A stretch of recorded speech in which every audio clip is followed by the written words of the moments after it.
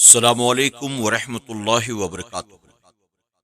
میرے پیارے آقا علیہ الصلوۃ والتسلیم کے پیارے دیوانوں، خاتون جنت حضرت فاطمۃ الزہرا رضی اللہ عنہا کی کنیزوں، اس وقت ہم اور آپ ابن مریم علیہ السلام اس باب کی یہ آخری حکایت ہے جسے ہم نے 9ویں ایپیسوڈ میں اور اس کے سبق کو کل کے یعنی 10ویں ایپیسوڈ میں ہم نے آدھا سنا تھا۔ اب آئیے اس کے آگے بڑھنے سے پہلے حکایت اور سبق کا ریکیپ آپ کے سامنے حاضر ہے۔ حضرت مریم علیہ السلام کے ذریعے اللہ رب العزت نے بن باپ کے سیدنا عیسیٰ علیہ السلام کو پیدا فرمایا۔ جب آپ کی قوم نے اعتراض کیا حضرت مریم پر کہ اے مریم، یہ بچہ تو کہاں سے لے کر آئی، تو اس پر عیسیٰ علیہ السلام نے اللہ کے حکم سے خود اپنی قوم کو یہ جواب دیا کہ میں اللہ کا نبی ہوں، اللہ نے مجھے کتاب عطا کیا، اللہ نے مجھے مبارک فرمایا، اللہ رب العزت نے مجھے نماز و زکوٰۃ کا حکم دیا، اور ساتھ ہی عمر بھر اپنی ماں کے ساتھ اس نے سلوک سے پیش آنے کا حکم فرمایا۔ فرمایا گیا آپ کی قوم نے آپ کی گفتگو کو سنا تو جو مریم علیہ السلام پر انہوں نے بہتان لگایا تھا اس سے انہوں نے رجوع کر لیا۔ سبق میں صاحب کتاب نے لکھا کہ ہمارے شہر میں پوسٹ آفس میں ایک پوسٹ ماسٹر آیا جو کہ عیسائی تھا۔ اس عیسائی پوسٹ ماسٹر نے آپ کے پاس یعنی صاحب کتاب مولانا ابو النور بشیر رحمۃ اللہ تعالی علیہ کے پاس آ کر کچھ سوالات کیے، جس میں یہ سب سے اہم سوال تھا کہ اللہ تبارک و تعالیٰ کا کوئی باپ نہیں، ساتھ ہی نہ اس کی کوئی بیوی اور نہ کوئی بچے، تو اللہ کی یہ تمام صفات اس کے نزدیک عیسیٰ علیہ السلام کے اندر بھی موجود تھیں کہ عیسیٰ علیہ السلام کا بھی کوئی باپ نہیں، اور نہ عیسیٰ علیہ السلام نے نکاح کیا، نہ بیوی نہ بچے۔ تو گویا وہ یہ کہنا چاہتا تھا کہ اللہ تبارک تعالیٰ کی تمام صفات عیسیٰ علیہ السلام کے اندر بھی موجود ہیں، تو معاذ اللہ گویا وہ بھی خدا ہوئے۔ اس پر مولانا ابو نور بشیر رحمۃ اللہ تعالی نے اس عیسائی پوسٹ ماسٹر کو اطمینان بخش جواب دیا۔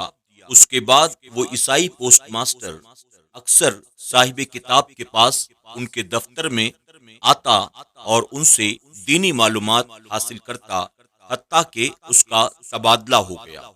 اب آگے سبق طویل ہو گیا اور مجھے یعنی صاحب کتاب کو ابھی بہت کچھ لکھنا ہے۔ ولادت عیسیٰ علیہ السلام پر قرآن مقدس کی حسب ذیل آیات قابل غور ہیں۔ فأرسلنا إليها روحنا فتمثل لها بشرا سويا۔ مفہوم، تو اس کی طرف ہم نے روحانی یعنی جبرائیل کو بھیجا، اس کے سامنے ایک تندرست بشر بن کر ظاہر ہوا۔ لأهب لك غلاما زكيا۔ جبرائیل نے کہا میں اس لیے آیا ہوں تاکہ تمہیں میں ایک ستھرا بیٹا دوں۔ فأجاءها المخاض إلى جذع النخلة۔ پھر اسے درد ذہ ایک کھجور کی جڑ میں لے آیا۔ وهزي إليك بجذع النخلة تساقط عليك رطبا جنيا۔ اور کھجور کی جڑ پکڑ کر اپنی طرف ہلا، تجھ پر تازی کھجوریں گریں گی۔ قال إني عبد الله۔ فرمایا میں اللہ کا بندہ ہوں۔ اس آیت کریمہ سے ظاہر ہے کہ اللہ رب العزت نے حضرت مریم کے پاس جبرائیل علیہ السلام کو بھیجا جو نوری مخلوق ہیں، لیکن وہ مخلوق مریم کے پاس بشر بن کر آیا۔ اب اگر کوئی شخص حضرت جبرائیل علیہ السلام کو اپنے جیسا بشر کہنے لگے اور انہیں نور نہ مانے اور دلیل میں قرآن کی یہی آیات پیش کرے کہ قرآن میں جب انہیں بشر کہا گیا ہے تو ہم کیوں نہ کہیں، تو اس کی عقل میں فطور مانا جائے گا یا نہیں؟ اگر کہا جائے کہ مریم کے پاس نوری کا بشری بن کر آنا حکمت پر مبنی تھا اور بشر کی شکل میں آ جانا ان کے نور ہونے کی منافی ہے، تو ہم کہیں گے ہمارے پاس بھی حضور صلی اللہ علیہ وسلم سراپا نور کا جامع بشریت پہن کر تشریف لانا ہزاروں حکمتوں پر مبنی تھا، اور حضور کا بشریت کے لباس میں تشریف لانا ان کے نور ہونے کے منافی نہیں۔ بچہ دینے والا حقیقی طور پر خدا ہی ہے، لیکن جبرائیل علیہ السلام نے یوں کہا، میں اس لیے آیا ہوں تاکہ میں تمہیں ایک ستھرا بیٹا دوں۔ معلوم ہوا جس کی وسعت سے فعل کا ظہور ہو، فعل کی نسبت اس کی طرف کرنا بھی جائز ہے اور قرآن سے ثابت بھی ہے۔ جیسے شفا اللہ دیتا ہے، لیکن کسی قابل طبیب کے ہاتھوں شفا حاصل ہو اور کہہ دیا جائے اس طبیب نے مجھے شفا دی، اور یہ نسبت مجازی کہلاتی ہے۔ اس طرح اگر اللہ کے کسی مقبول بندے اور متبع شریعت پیر کی دعا سے اللہ کسی کو بچہ دے دے تو اس کا نام بھی پیر بخش رکھ سکتے ہیں۔ اس نسبت مجازی کے مطابق حضرت عیسیٰ علیہ السلام جبرائیل بخش ہیں، تو اسی نسبت سے کوئی بچہ نبی بخش اور پیر بخش کیوں نہیں ہو سکتا ہے؟ بعض لوگ محفل میلاد پر اعتراض کیا کرتے ہیں کہ بھرے مجمع میں حضرت محمد صلی اللہ علیہ وسلم کی ولادت کا ذکر کیا جاتا ہے، جو ادب کے خلاف ہے۔ وہ قرآن پاک کی اس آیت کو پڑھیں کہ خدا تعالی حضرت عیسیٰ علیہ السلام کی ولادت کا صاف انداز میں ذکر فرما رہا ہے، حتیٰ کہ درد ذہ کا بھی ذکر فرما رہا ہے۔ کیا یہ لوگ خدا پر بھی اعتراض کریں گے کہ ولادت عیسیٰ کا ذکر اس انداز میں کیوں کیا گیا؟ خشک کھجور کی جڑ کو اللہ کی مقبول مریم کا ہاتھ لگنے سے وہ درخت فوراً سرسبز اور پھلدار ہو گیا، حتیٰ کہ فوراً ہی اوپر سے تازہ کھجوریں بھی گرنے لگیں۔ یہ ہے اللہ والوں کے ہاتھ کہ خشک کھجور کو بھی سرسبز کر دیں، اور آج کل کے ہاتھ بھی ہیں کہ بھری جیب میں بھی پڑ جائیں تو اسے خالی کر دیں۔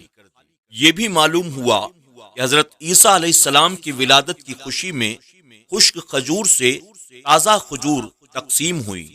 پھر ہم اگر حضور اکرم صلی اللہ علیہ وسلم کی ولادت کی خوشی میں شیرنی تقسیم کریں تو یہ بھلا کیسے بدعت ہو؟ ہم ہوئے پیدا محمد کی محبت کے لیے، ہم ہوئے پیدا محمد کی محبت کے لیے، اور کوئی پیدا ہے تقسیم بدعت کے لیے۔ سب سے پہلا کام آپ نے یہ کیا ہے، میں اللہ کا بندہ ہوں۔ گویا آپ کو اس وقت بھی یہ علم تھا کہ لوگ مجھے اللہ کا بیٹا کہیں گے، اس لیے سب سے پہلے اس غلط عقیدے کی آپ نے تردید فرما دی، اور یہ بھی فرما دیا میں اللہ کا نبی ہوں۔ گویا نبی پیدا ہوتے ہی نبی ہوتا ہے، گو ظہور نبوت بعد میں ہو۔ معلوم ہوا نبی کو آئندہ باتوں کا پہلے ہی سے علم ہوتا ہے۔ جو لوگ حضور صلی اللہ علیہ وسلم کے علم غیب کا انکار کرتے ہیں اور یوں کہتے ہیں کہ حضور کو دیوار کے پیچھے کا بھی علم نہ تھا، معاذ اللہ، وہ کسی عیسائی کا مقابلہ کیسے کر سکتے ہیں؟ جبکہ عیسیٰ علیہ السلام کا بچپن میں آئندہ کی بات کو جان لینا قرآن سے ثابت ہے۔ حضور اکرم صلی اللہ علیہ وسلم کے علم کا منکر کسی عیسائی کے اس طعنے کا جواب بھلا کیسے دے گا؟ ہمارے عیسیٰ مسیح کا آئندہ کی بات کا علم قرآن سے ثابت، اور تمہارے نبی کو دیوار پیچھے کا بھی علم نہ تھا۔ مقام غور ہے کہ حضور اکرم صلی اللہ علیہ وسلم کے علم کا انکار کر کے کوئی مسلمان کسی عیسائی کو مسلمان ہونے کی ترغیب دے ہی نہیں سکتا، کیونکہ عیسائی یہ کہہ دے گا آئندہ کی بات جان لینے والے نبی کو چھوڑ کر ہم ایسے نبی کو کیوں مانیں جسے دیوار پیچھے کا بھی علم نہیں۔ بس ہر مسلمان کو اپنا یہ عقیدہ رکھنا چاہیے کہ یا رسول اللہ، دل فرش پر ہے تیری نظر، سر عرش پر ہے تیری گزر، دل فرش پر ہے تیری نظر، سر عرش پر ہے تیری گزر، ملکوت و ملک میں کوئی شے نہیں وہ جو تجھ پر آیا نہیں۔ آج کے درس میں بس اتنا ہی۔ کل ایک نئے ایپیسوڈ، نئے باب، نئی حکایات کے ساتھ آپ کی خدمت میں حاضر ہوں گے۔ السلام علیکم ورحمۃ اللہ وبرکاتہ۔